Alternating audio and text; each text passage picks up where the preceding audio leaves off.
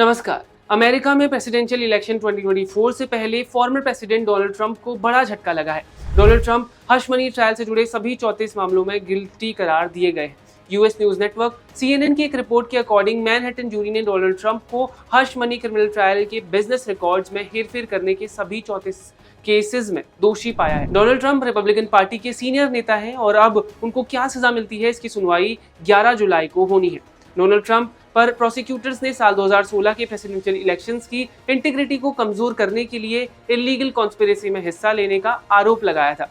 इसके अलावा प्रोसिक्यूटर्स का आरोप है कि 2016 में जब डोनाल्ड ट्रंप जीत के करीब थे तो उन्होंने अडल्ट फिल्म स्टार स्टोमी डैनियल्स को 2006 में ट्रंप के साथ इलिसिट सेक्सुअल अफेयर्स को कवर करने के लिए $1,30,000 दिए थे। पॉलिटिकल एक्सपर्ट्स की माने तो यूएस में किसी भी फॉर्मर प्रेसिडेंट या पार्टी के नेता को इस तरह के केस में गिल्टी पाया जाना अनप्रेसिडेंटेड है। अब आपके मन में भी सवाल होगा कि हश मनी ट्रेल आखिर है क्या।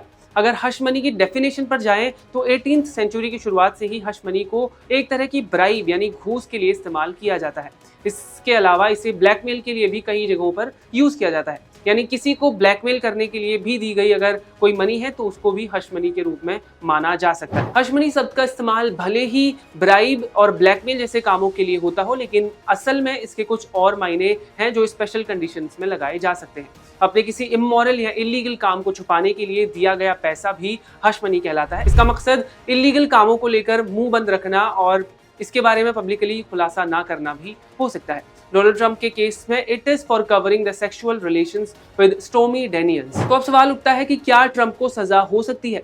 ऐसा होना लगभग इम्पॉसिबल है। हालांकि बिजनेस रिकॉर्ड्स को फॉल्सिफाई करने के लिए मैक्सिमम सजा 4 साल की जेल हो सकती है, लेकिन न्यूयॉर्क में इस क्राइम को पहली बार कमिट करने वाले को जेल मिलना लगभग रेयर है, लेकिन फाइन या प्रोबेशन जैसे सजाएं कॉमन है। इसके अलावा ऑल्टरनेटिव्स जैसे होम कन्फाइनमेंट या कर्फ्यू जैसे ऑप्शंस को भी कंसिडर किया जा सकता है। अब आपके मन में सवाल होगा कि क्या ट्रंप प्रेसिडेंट बन सकते हैं। तो अमेरिकन कॉन्स्टिट्यूशन के अकॉर्डिंग प्रेसिडेंट की उम्र कम से कम 35 साल या उससे ज्यादा होनी चाहिए और वो एक अमेरिकन सिटीजन होना चाहिए जो 14 सालों तक देश में रहा हो, भले ही वो जेल में हो। इसका मतलब है कि थ्योरेटिकली ट्रंप 20 जनवरी 2025 को प्रेसिडेंट के तौर पर शपथ ले सकते हैं अगर जीतते हैं तो, लेकिन इस केस में कन्विक्ट घोषित किए जाने के बाद उनके इलेक्शन कैंपेन पर इसका असर पड़ सकता है। हालांकि एक रिपोर्ट के अकॉर्डिंग जैसे ही ये खबर बाहर आई तो उनके सपोर्टर्स ने उनको करोड़ों की डोनेशंस देना शुरू कर दिया। आपको बता दें कि डोनाल्ड ट्रंप प्रेसिडेंशियल इलेक्शन 2024 को लेकर लोगों से क्रिप्टो डोनेशंस ले रहे हैं और जैसे ही ट्रंप के सपोर्टर्स को